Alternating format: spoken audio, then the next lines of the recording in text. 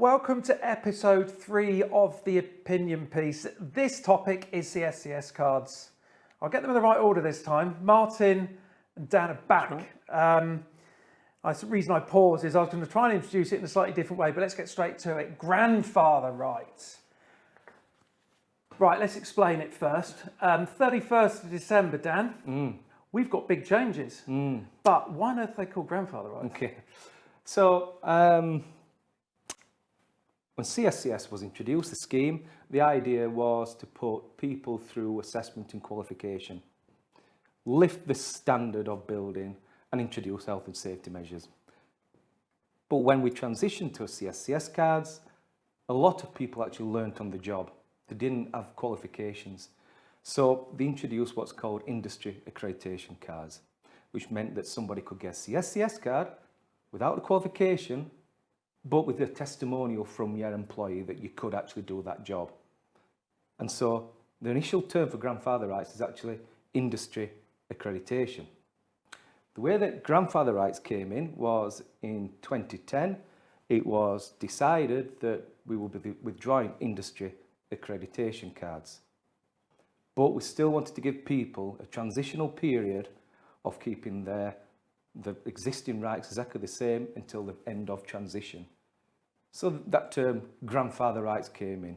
The grandfather rights was the end of issuing industry accreditation cards leading up to 31st of December this year, when you can no longer be issued a CSCS card without a qualification or assessment.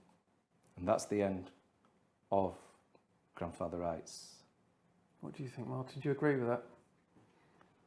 In terms I don't really mean to put you on the spot, but it's created quite a lot of column inches in the press. I can imagine. Men and women on site having a right old moan up over a cup of tea and a fag. They are, and they're all shouting and screaming, I don't want to do this. Well, I've got the card in place. I don't want to. And I can see why they're saying that. Obviously, if you've been doing the job for 25 years and you've been doing it well for 25 years, why haven't I got to do something different? Well, I've got proof of qualification. One reason is Building Safety Act. Yes. To making sure people now have got to prove they are competent to do the job. Yeah. To renew your grandfather rights card, it's a very simple process. All you had to do was pass the health and safety test and go forward for another 5 years. What it never actually shows is how competent is the person who's got that card. Yeah. So they got that card in grandfather rights 10 years ago. In that 10 years, the industry has changed.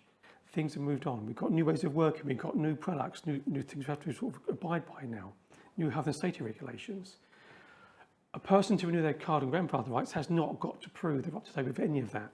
They can just renew their card and away they go. And that's why they decided to phase these out. So when someone has to now apply for a card, they've got to prove they're currently competent to do the job. Not just in terms of the hand skills, but everything around that as well in terms of health and safety and products, etc.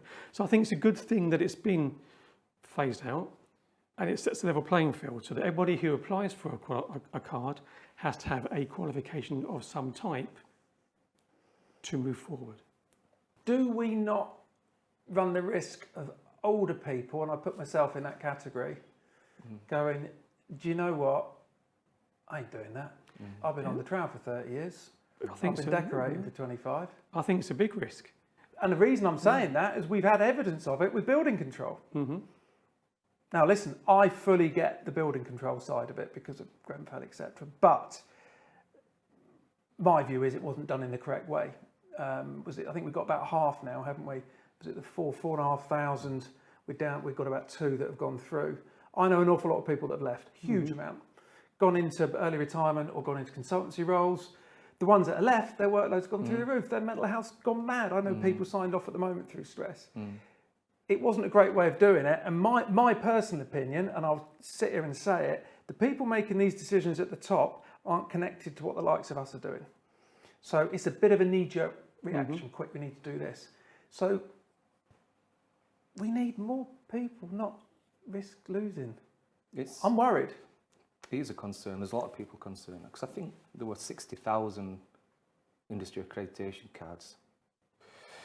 And there's a fear that people of a certain age, that's financially capable, who have the misconceptions that we spoke about in a previous episode about what do I need to do to qualify? I'm not going to university. I'm just going to leave the industry. So there's a lot of fear around that. There's an education piece that needs to be done to inform them of the process. Come on. So there's 3 things that you can do. You can check that if you've already got qualification, is it relevant to get your CSCS card?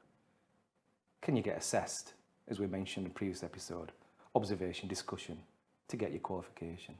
Or is there evidence of prior learning or training that you've done? So there's ways that you can transition to a CSCS card.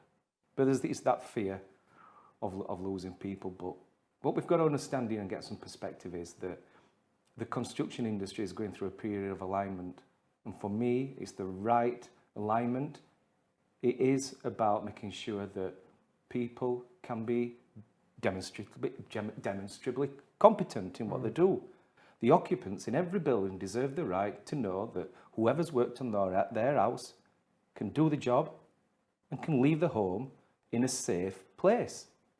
You know, we've talked about domestic, we talk about commercial, but at the end of the day, we do have a duty of care to do the best for people living in some of the buildings we're leaving. And that aligns with the Building Safety Act. And all of us in the built environment have to give reasonable reassurance to the regulator, to clients and developers. All of us in the built environment are working to the highest quality and safety. Martin, are you a little bit positive that it's the right thing to do? We'll obviously keep a good number, but back to what we said a minute ago, is it running the risk that we're going to lose a lot? I think we will. But these are the good people. These are the ones that do it with their eyes shut because they've been grafting for years. You can't replace that. Yeah, and it's a big issue, and line with what we said earlier on in the previous episode, that people aren't coming into the industry, and you've got people leaving. And so it's an issue we need to work on. I think, again, it goes back to something we said in episode 1, where people think you've got to go and do loads of different courses to get a qualification. It's going to take ages to do this. And I don't go back to school to do something. Where to prove you are competent in your job isn't a difficult process. It's about being assessed on site and just proving you've got the background knowledge to do that. And I think if we can get that education message out about the process is easier than people think, I think people will stay. And also, I think there are different routes coming out to prove that. It's not just through a qualification route. There are other routes that might be coming out to back this up, such as experienced worker routes that might help to ease that process. Because the other issue is, if you've got all these people who are going to have their cards sort of stopping, how are they all going to get through qualifications? How are they going to be assessed? Because there might not be enough assessors to meet the demand of people who need to be assessed. So yeah, so it's again, it's an issue. And I think it's not stopping at day one. It's when your card runs out there's going to be an issue. So it'll be a phased process. One key point you've both said, in fact, you said it more in this episode than the previous 2, is communication. Because in the industry, we are crap at communicating. Definitely. Latest regs, updates, changes, accreditations, cards, whatever. And again, I've got to sit here and say another reason of setting up the Build Network was so we can find a central platform where you guys or an apprentice or somebody having to reset an element of qualifications can go somewhere, short, sharp video, and actually watch it. Because let's be fair, as much as we hate social media, everyone's on it. But watching a video in your van, on a coffee break, kids are in bed, on holiday with your earphones in, ignoring the old woman moaning at you, whatever it is an easy way to digest it. Because first of all, you've got to go and search. Then you find 74-page document. None of us are going to read that. Do you feel we need to move a little bit further forward as an industry? We're a little bit old school still? I also think that if we do any marketing or education, we educate the wrong people. Yeah. We educate the people up here through magazines and journals and literature. We don't think about the people who are at different parts of the scheme. But it's back to the percentage of the industry that get all the attention and carry us. And I mean carry, advocate for us. So tier 1 and 2, as we know, is 2%. They're the ones that are sitting in number 10 and number 11. You've got 98% at 3.2 million, which is a lot. we ain't got a voice. Now, there's different organisations that claim they're our voice, but not on that number. And my belief from the work we're doing is working with government, saying there's an awful lot of people that do need to be listened to. And if it's somebody coming in to do your kitchen extension, gang of 12, whatever, down to a one-man band or a crane operator that works on their own, whatever it is, I think we need a voice, because I find it quite mad that 2% of the industry is kind of paving the way for us, which goes back to the miscommunication to the wrong people. Yeah. And we need to make sure we can get the message to the people who need the message through different means. And we've got things like this channel is great because it gets to the right people, but using more social media, more TikTok, etc., to get a message out to people who actually use that process to get information through. So I think we need to do more around that and not be as traditional as the industry seems to be. You think we've got all these fast-paced moving changes in the industry in terms of product to innovation, but we seem to be old-fashioned in other things we do. And there's a bit of a mismatch there. We are, I mean, I love the industry, but I'm not going to say who, I was in a national supplier recently, and I still had I was going to say fax machine, God, how old am I? This printer that spat out something that looked like a fax, that was my invoice. You sign it, there's 3 copies, one for accounts, one for the counter, one for me. And you think, this is 2024. There's elements of the industry that moves on very quickly, but also we are behind, aren't we? I think part of this is... It's slowing us down a bit. I think some of this communication is about reach, just like Martin said. When we think about big legislation, the people in large organisations that have dedicated departments, technical HR, they're there to absorb that legislation and bring it into procedures for that organisation. Great. But like you mentioned, the vast majority of construction are SMEs, the 1 or 2 people. They don't have the HR facility, the technical director.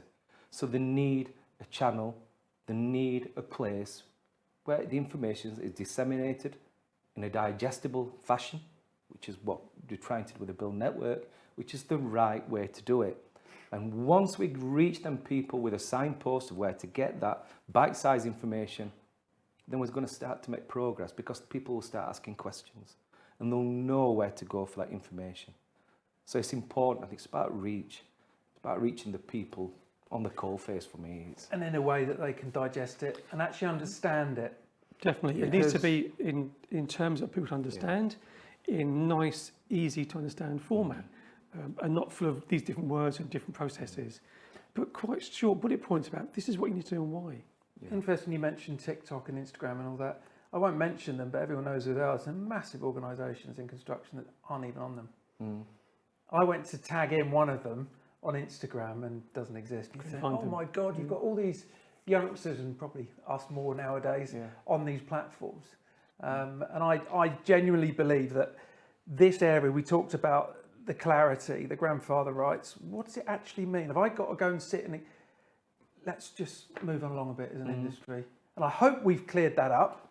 If not, Dan and Martin, GQA qualifications, they're going to be able to help, so please get in touch. We'll put all the details under the video. But that's grandfather rights. We did that in quite a positive way. I thought we were going to have a bit of a moan up and start laying into people, but we've done it. I hope that helped and cleared up any questions you've got. Next week is the final of this episode, CSCS cards, and it's the age-old question mark. We need to be unified or keep residential separate to commercial.